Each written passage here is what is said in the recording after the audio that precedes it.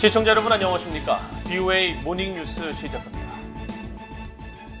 이종섭 한국 국방부 장관은 북한이 핵실험 준비를 마치고 한국을 향해 보복성 대응을 언급하고 있다며 엄중한 안보 상황이라고 강조했습니다.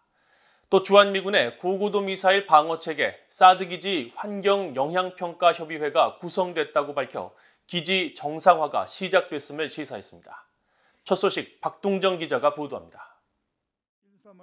이종섭 한국 국방부 장관은 29일 국회 국방위원회 전체 회의에 출석해 현안 보고를 하면서 북한이 핵실험을 할 수 있는 상태에 있다며 한미 공조 아래 도발 징후를 면밀히 감시하고 있다고 밝혔습니다.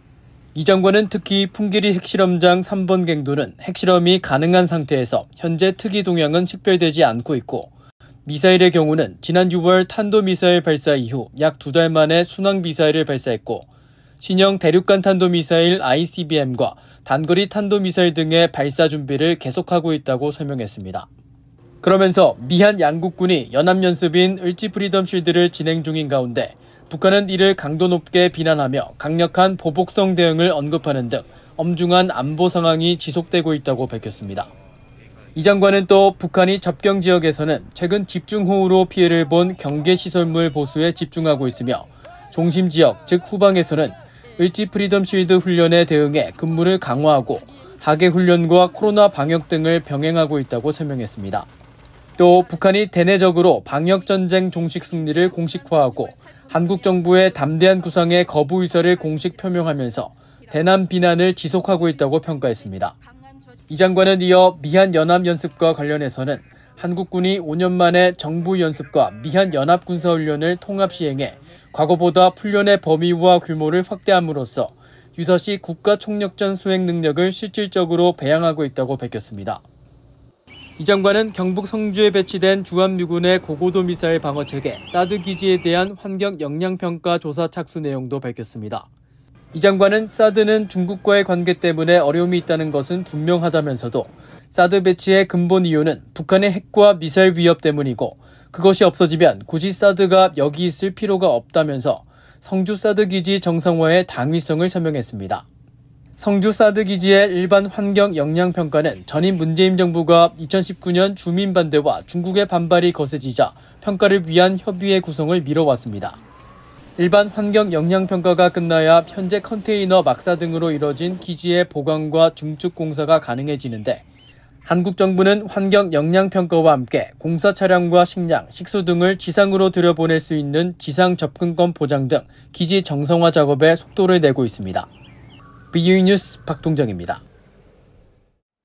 다음 달 한국 서울에서 2022 서울 안보대화가 개최돼 북한의 완전한 비핵화와 우주안보, 사이버 안보 등을 논의할 예정이라고 한국 국방부가 29일 밝혔습니다.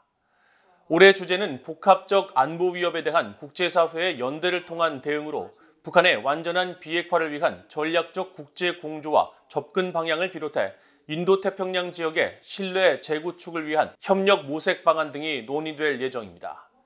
특히 국방 우주 분야 국제 협력 활성화를 위해 서울 안보대화 우주안보 워킹그룹이 올해 처음으로 개최되며 2014년부터 지속되어 오다가 지난 2020년 중단됐던 서울 안보대화 사이버 워킹그룹도 3년 만에 재개될 예정이라고 한국 국방부는 전했습니다. 신범철 한국 국방부 차관은 올해 윤석열 정부에서 최초로 인도태평양 전략 프레임워크를 구상하는 가운데 서울 안보대화에서 영내 공통 안보 과제를 인식하고 국제협력을 강화하는 방안을 심도 있게 논의하게 될 것이라고 밝혔습니다. 북한이 인도에서 50kg짜리 20만 포대에 달하는 만여 톤의 쌀을 수입하기 위해 선박을 수배 중인 것으로 확인되었습니다. 중국이 아닌 제3국에서 대규모의 쌀을 들여오는 것은 이례적인데 최근 또다시 제기되는 북한의 식량난과 관련이 있는지 주목됩니다. 함지하 기자가 보도합니다. 최근 선박업계 관계자들에게 전달된 선박 수배 안내문, 즉 화주가 선박을 찾기 위해 낸 공고를 BOA가 입수했습니다. 이 공고에 따르면 해당 화주는 인도 동부 비샤카 파트남항에서 북한 남포로 쌀 10,000톤을 운송한다는 계획을 알렸습니다. 쌀은 50kg 포대 단위고 희망 출항일은 9월 25일부터 30일 사이로 안내됐습니다.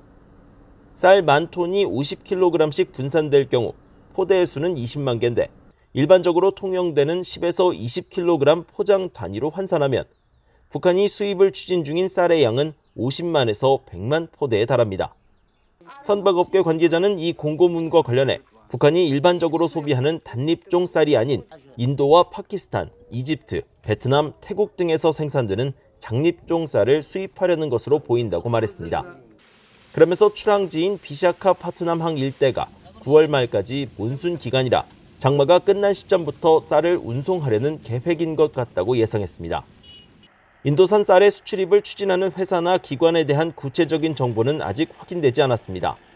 북한이 일반 회사를 통해 대규모 쌀을 수입하는 정황일 수도 있지만 인도 정부나 국제원조기구 등이 인도주의적 차원에서 식량 지원에 나섰을 가능성도 배제할 수 없습니다.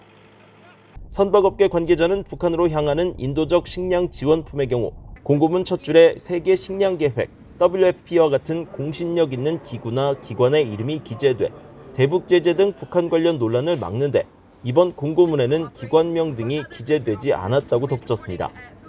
북한이 중국이 아닌 제3국에서 쌀을 대규모로 들여오는 것은 이례적인 일로 최근 몇 개월간 부각되어 온 식량난에 따른 움직임인지 주목됩니다.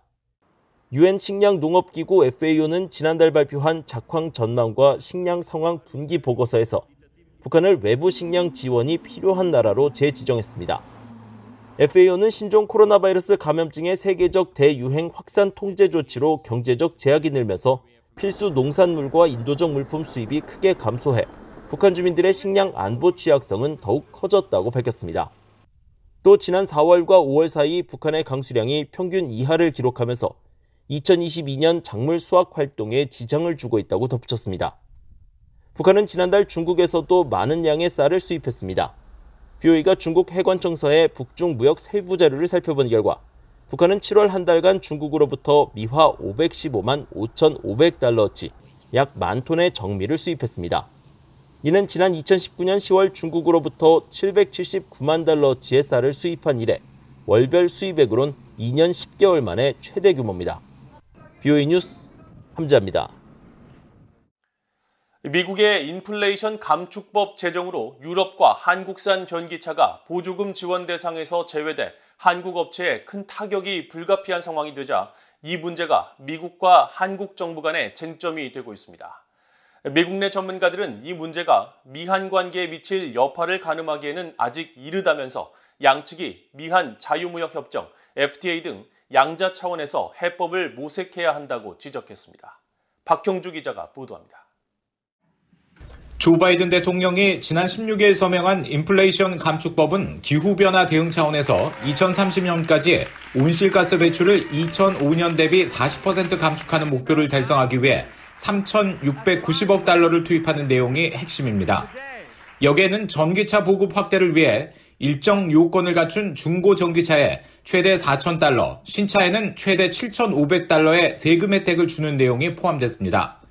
다만 전기차가 미국과 캐나다, 멕시코 등 북미 지역에서 조립됐을 때만 이런 보조금 혜택을 받을 수 있어 테슬라 등 미국산 전기차 21개 모델은 혜택을 받지만 유럽산 전기차를 비롯해 한국의 현대차와 기아차가 생산하는 전기차는 보조금 지원 대상에서 제외됩니다. 업계에 따르면 미국의 올해 1분기 전기차 시장 점유율은 테슬라가 75%로 1위, 이어 한국의 현대차가 9%로 2위를 기록했습니다. 1, 2위 격차가 크지만 현대차 등이 미국 시장의 투자 확대를 추진하고 있어 한국 측에 미치는 파급이 만만치 않습니다. 한국 정부는 방한 중인 데니얼 크리튼브링크 국무부 동아시아 태평양 담당 차관보에게 이런 문제에 대한 깊은 우려를 전하고 한국 업체들의 대규모 미국 투자 등을 강조하면서 해법 마련을 요청했습니다. 워싱턴의 민간연구소인 미국 외교협회의 스콧 스나이더 미한정책국장은 이번 문제가 미한 관계에 특별한 영향을 줄 것으로 생각하지 않는다면서 시간을 갖고 문제 해결을 위한 노력을 기울여야 한다고 지적했습니다. I think there are multiple avenues through which there will be an effort to address this. And it's premature to try to predict an outcome. You know, it's going to require some time to settle interpretation. This is it's such a new area. It's not surprising at all that there would be difficulties or challenges or unanticipated impacts. 스나이더 국장은 또 이번 문제는 미한 동맹에서 기술 경제 분야의 중요성을 반증하고 있으며 미국과 한국이 강조한 글로벌 포괄적 전략 동맹이라는 목표를 달성하기 위해 정부 차원을 넘어 민간 분야의 협력이 필수적이라는 점을 말해준다고 강조했습니다. 민간 연구소인 헤리티지 재단의 앤서니 김 연구원은 이번 문제가 불거진 시점이 안타깝다면서 이 문제를 해결하기 위한 가장 실용적인 통로는 한미 자유무역협정 FTA 체계와 협의 절차일 것이라고 말했습니다. 국제경제와 통상 전문가인 김 연구원은 그러면서 관련 논의가 미한 양자 간 제도화된 협정을 통해 가속할 수 있다면서 내년부터 관련 법이 효력을 발휘하는 만큼 해법을 모색할 기회가 여전히 있다고 강조했습니다. VOA 뉴스 박형주입니다. 한국을 방문 중인 엘리자베스 살몬 신임 UN 북한인권특별보고관이 29일 서울 UN 인권사무소에서 북한 인권단체들과 만나 피해자를 중심에 놓고 북한 인권 문제에 접근하겠다고 밝혔습니다. 살몬 보고관은 면담 모두 발언에서 이번이 첫 번째 방한인 만큼 여러 단체와 관계자들을 만나 북한 인권 상황을 파악하고 이를 다음 달에 열리는 UN 총회 보고서에도 반영할 것이라면서 앞으로도 피해자들과 꾸준히 연락할 것이라고 말했습니다. 이날 면담에는 전환기정이 워킹그룹과 물망초, 북한인권 시민연합 등을 비롯해 한국 내 11개 북한인권단체가 참석했습니다.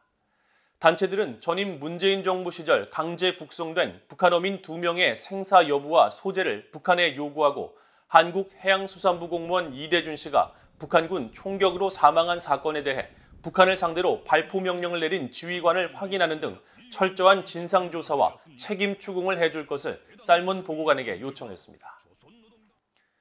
북한 핵 문제와 관련해 한반도의 완전한 비핵화 등의 내용이 담겼던 10차 핵 확산 금지 조약 NPT 평가회의가 최종 선언문이 러시아의 반대로 채택되지 못한 채 종료됐습니다. 미국 뉴욕 유엔 본부에서 지난 1일부터 4주 동안 진행된 제10차 NPT 평가회의는 최종 선언문을 채택하지 못한 채 종료됐다고 26일 구스타보 질라우비넨 NPT 평가회의 의장이 밝혔습니다. NPT 평가회의는 만장일치제를 채택하고 있어 최종 선언문 채택을 위해서는 191개 회원국이 모두 찬성해야 합니다. 한편 미국 대표단을 이끌었던 애덤 셰인먼 대통령 핵 비확산 특별대표는 26일 마지막 회의에서 러시아의 반대로 최종 선언문에 대한 합의가 이루어지지 못했다고 규탄했습니다. 최종 선언문 초안에는 북한의 핵과 관련해 한반도에 완전하고 검증 가능하며 불가역적인 비핵화, 즉 CBID를 확고하게 지지한다는 내용이 담겼으며 UN 대북 제재의 충실한 이행의 중요성을 거듭 확인하고 북한의 지난 6차례 핵실험을 규탄하면서 북한이 추가 핵실험을 해서는 안 된다고 강조하는 내용이 포함됐었습니다. 이상으로 VOA 모닝뉴스를 모두 마칩니다. 시청해주신 여러분 고맙습니다.